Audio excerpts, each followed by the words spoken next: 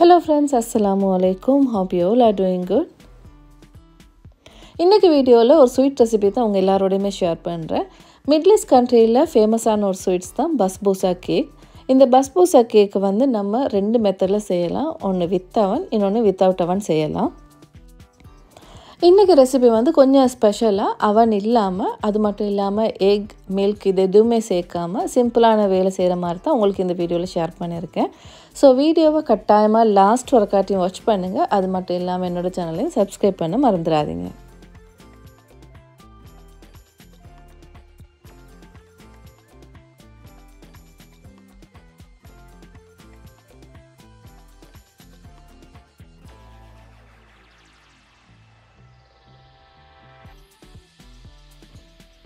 இந்த ஃபேமஸான பஸ்பூசா கேக் எப்படி செய்யறேன்றதை பார்த்துருவோமா?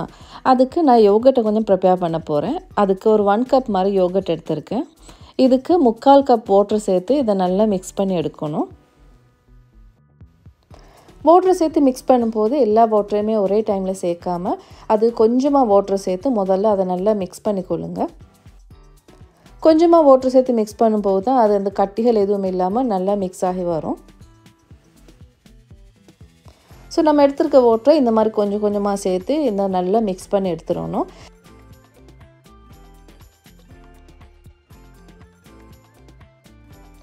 மிச்சம் திக்காகவும் இல்லாமல் மிச்சம் தின்னாகவும் இல்லாமல் மீடியம் கன்சிஸ்டன்சியில் இருந்துச்சுன்னா அது கரெக்டாக இருக்கும். இது ஒரு பக்கம் வச்சுட்டு நம்ம ஒரு பவுல் எடுத்துக்கொள்வோம். இதில் ஒரு 1 கப் மாதிரி சுகர் எடுத்துக்கொள்ளுங்க. அதே மாதிரி 1 கப் ரவா சேர்த்துக்கொள்ளுங்க. பஸ்பூசா கேக்குக்கு எப்பயுமே நார்மல் ரவா தான் சேர்த்துக்கொள்ளணும். ஸோ அதனால் இங்கே நார்மல் ரவா தான் 1 கப் எடுத்திருக்கேன். இப்போ நம்ம செஞ்சு வச்சிருந்த யோகர்ட் மிக்ஸை அதோடய சேர்த்துக்கொள்வோம். சுகர், ரவா, யோகர்ட் இது மூணையுமே சேர்த்தாச்சு. இந்த சுகர் எல்லாம் வந்து நல்லா கரையும் வரக்காட்டியும் ஒரு முறை நல்லா மிக்ஸ் பண்ணி விட்டுறணும். நம்ம நார்மல் கேக் செய்யும் போது நம்ம பீட்டரெல்லாம் யூஸ் பண்ணுவோம். பட் இந்த பஸ்பூசா கேக்கை பொறுத்த வரைக்கும் பீட்டர் எதுவுமே யூஸ் பண்ண தேவையில்லை. ஜஸ்ட் எல்லா இன்க்ரீடியண்ட்டையுமே வந்து ஒரே பவுலில் போட்டு மிக்ஸ் பண்ணி எடுத்தாலே போதும். இந்த மிக்ஸ் பண்ண பேட்டரை வந்து ஒரு லிட்டால் க்ளோஸ் பண்ணி ஒரு 10 மினிட்ஸ் மாதிரி அப்படியே கொஞ்சம் நேரம் ரெஸ்ட்டில் விட்டோன்னா அந்த ரவா எல்லாம் யோகர்ட்டோடு சேர்ந்து நல்லா கொஞ்சம் ஊறி வரும். நெக்ஸ்ட் இந்த ரெசிபிக்கு நான் ஒரு 1 கப் அளவுக்கு மாவு எடுத்திருக்கேன். இந்த 1 கப் மாவில் ஒரு 1 டேபிள் ஸ்பூன் மாவை வந்து நான் அதிலேருந்து ரிமூவ் பண்ணிக்கொள்கிறேன். அந்த ஸ்பேஸை ஃபில் பண்ணுறதுக்கு ஒரு 1 டேபிள் ஸ்பூன் மில்க் பவுடர் சேர்த்து அந்த கப்பை அப்படியே லெவல் பண்ணி விட்டுருங்க. ஆஃப்டர் 10 மினிட்ஸ் நம்ம இப்போ ஊற வச்ச பேட்டரை பார்த்துருவோமா? நார்மலாக எப்போ நம்ம ரவா ஊறி வரும்போது அது கொஞ்சம் நல்லா திக்காகி வரும் இல்லையா? பட் இதை பொறுத்த வரைக்கும் சுகர், யோகர்ட் எல்லாம் மிக்ஸ் பண்ணியிருக்கிறதுனால கன்சிஸ்டன்சி இந்த மாதிரி தான் இருக்கும். மீடியம் திக்னஸில் மாதிரி தான் இருக்கும். இது ஒரு முறை நல்ல ஸ்பூனால் மிக்ஸ் பண்ணி விட்டுட்டு அதுக்கு நம்ம மெஷர் பண்ணி வச்சுருந்த மாவு வந்து இதோடய சேர்த்துக்கொள்வோம். அதுக்கு 1 tablespoon baking powder, 1/2 teaspoon சால்ட்டும் வந்து சேர்த்துக்கொள்வோம். நம்ம யோகர்ட் சேர்த்து செய்கிறதுனால கட்டாயமாக வந்து சால்ட்டை மறக்காமல் சேர்த்துக்கோங்க. அப்போ தான் வந்து டேஸ்ட் வந்து நல்லாயிருக்கும். நெக்ஸ்ட் பார்த்தீங்கன்னா ஒரு 1/4 கப் அளவுக்கு பட்டர் எடுத்திருக்கேன். பட்டரும் வந்து கொஞ்சம் ஸ்லைட்டாக மெல்ட் பண்ணி தான் சேர்த்துருக்கேன். அதே மாதிரி 1/4 கப் அளவுக்கு ஆயில் அதையுமே சேர்த்தாச்சு. லாஸ்ட்டாக வந்து வெனிலா தான் சேர்த்துருக்கேன். இந்த ரெசிபிக்கு நீங்கள் வெனிலா எசன்ஸ் கூட சேர்க்கலாம். அப்படி இல்லாட்டி ரோஸ் எசன்ஸ் இருந்தால் அது கூட உங்களுக்கு சேர்க்கலாம். ஸோ எல்லா இன்க்ரீடியண்ட்டுமே இப்போ சேர்த்தாச்சு. இப்போ இதை ஸ்பூனை வச்சு கட்டிகள் எதுவும் இல்லாமல் இந்த மாதிரி நல்லா மிக்ஸ் பண்ணி எடுத்துடணும். நம்ம இந்த ரெசிபி வந்து அவன் இல்லாமல் செய்ய போகிறோம் இல்லையா? ஸோ அதனால் நான் சூஸ் பண்ணிருக்கக்கூடிய பேன் இது தான். இதுக்கு வந்து நம்ம நல்லா பட்டரை வந்து நல்லா எல்லா இடமும் படுற மாதிரி ஸ்ப்ரெட் பண்ணிக்கோங்க.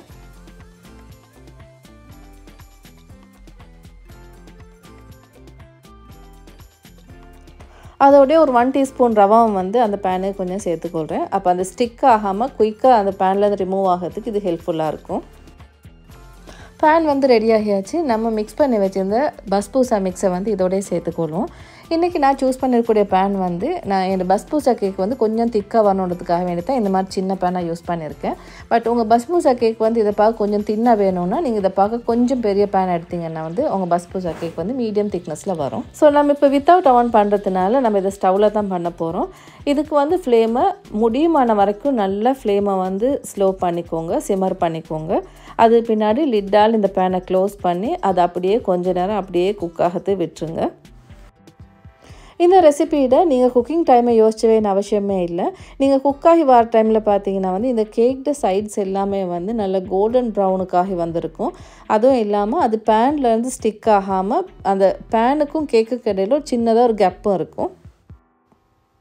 இந்த மாதிரி கேக் ஓரம் வந்து நல்லா கோல்டன் ப்ரௌனாக இருந்ததுன்னா இப்போ வந்து நீங்கள் திருப்பி போடுற டைம் வந்திருக்குன்னு தான் அது மீனிங் வந்து. ஸோ இந்த மாதிரி பிளேட் ஒன்று வச்சு இந்த மாதிரி திருப்பி போட்டுக்கோங்க. ஸோ இப்போ பார்த்தீங்கன்னா கேக் வந்து நல்லா அழகாக வந்திருக்கு இல்லையா, பார்க்குறதுக்கே நல்லா அழகாக இருக்குது. ஸோ இதை வந்து நம்ம மற்ற சைடும் கொஞ்சம் நேரம் போட்டு எடுக்கணும். ஸோ அதனால் மறுபடியும் அந்த பேனுக்கு வந்து கொஞ்சமாக பட்டரை வந்து ஸ்ப்ரெட் பண்ணிக்கோங்க. இப்போ நம்ம திருப்பி வச்சுருந்த கேக்கை வந்து உடஞ்சிராமல் ஸ்லோவாக அந்த பேனில் மற்ற பக்கம் திருப்பி போட்டுருங்க. இப்போ வந்து ஃப்ளேமை நல்லா சிம்மரில் வச்சு ஒரு 10 மினிட்ஸ் மட்டும் நீங்கள் குக் பண்ணி எடுத்திங்கன்னா உங்கள் கேக் வந்து ரெடி ஆகிரும். ஆஃப்டர் 10 மினிட்ஸ் தான் இப்போ கேக்கை பார்க்குறீங்க. சூப்பராக பார்க்கறதுக்கு நல்லா அழகாக வந்திருக்கு. எப்போயும் நம்ம பஸ்பூசா கேக்குக்கு சுகர் சிரப் எட் பண்ணால் சாப்பிட மாட்டோம் இல்லையா. பட் இந்த ரெசிபியை பொறுத்த வரைக்கும் நான் சுகர் சிரப் வந்து எட் பண்ணலை. ஏன்னா நான் சேர்த்துருக்கக்கூடிய சுகரோட மெஷர்மெண்ட் பார்த்தீங்கன்னா வந்து கொஞ்சம் கூடுதலாக தான் சேர்த்துருக்கேன்.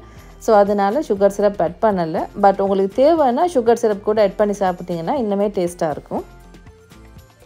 பட் நீங்கள் இனிப்பு கொஞ்சம் ஜாஸ்தியாக சாப்பிட்றவங்களா இருந்தால் இதை நீங்கள் சர்வ் பண்ணுற டைமு கண்டென்ஸ் மில்க் கொஞ்சம் எட் பண்ணி சாப்பிட்டிங்கன்னா வந்து டேஸ்ட்டு நல்லாயிருக்கும்.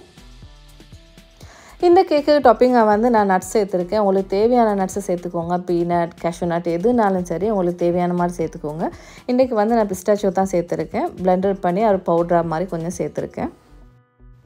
ஸோ நம்ம இப்போ இந்த சூப்பரான ஈஸியான பஸ்பூசா கேக் வந்து எப்படி வந்திருக்குன்றதை பாருங்கள்.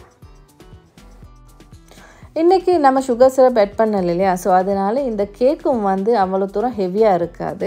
பார்க்குறதுக்கு நல்லா சாஃப்டாகவும் நல்ல டேஸ்ட்டாகவுமே இருக்கும். பட் என்னை பொறுத்த வரைக்கும் இந்த கேக்கை வந்து கொஞ்சம் சூடோடு நம்ம சர்வ் பண்ணோன்னா இன்னுமே டேஸ்ட் வந்து நல்லாயிருக்கும். ஸோ இந்த மாதிரி உங்களுக்கு ஸ்வீட் போதான்னு நினச்சிங்கன்னா சர்வ் பண்ணுற டைமில் மட்டும் ஒரு 1 டேபிள் ஸ்பூன் சரி இல்லாட்டி 1/2 டேபிள் ஸ்பூன் சரி கண்டென்ஸ் மில்க் வந்து மேலால் டாப்பிங்காக சேர்த்துக்கோங்க. டீ டைமுக்கு மட்டுமே இல்லாமல் யார் சரி கெஸ்ட் சரி வீட்டுக்கு வராங்கன்னா உங்களுக்கு குயிக்காக வந்து இதை ப்ரிப்பேர் பண்ணி எடுக்கக்கூடிய மாதிரி ஒரு ஈஸியான ரெசிபி தான். பட் பஸ்பூசாட்ட பேசிக்கான ரெசிபியை வந்து நம்ம அவனில் பேக் பண்ணி எடுப்போம். ஸோ அதில் வந்து நிறைய வெரைட்டி இருக்குது. சாக்லேட் எட் பண்ணி செய்வோம், அதே மாதிரி க்ரீம் எட் பண்ணி செய்வோம், அது மாதிரி நிறைய வெரைட்டி நிறைய டைப் ஆஃப் பஸ்பூசா இருக்குது. ஸோ அந்த மாதிரி ரெசிபிஸ் எல்லாம் வந்து நான் ஃப்யூச்சர் வீடியோஸில் வந்து உங்களோட கட்டாயமாக ஷேர் பண்ணிக்கொள்வேன். ஸோ இந்த சூப்பரான நல்ல சாஃப்டான கேக்கை வந்து கட்டாயம் வீட்டில் ட்ரை பண்ணி பாருங்கள். இதுவுமே வந்து உங்களுக்கு யூஸ்ஃபுல்லாக இருக்கும்னு நம்புகிறேன். So see you soon with another vlog. Thank you.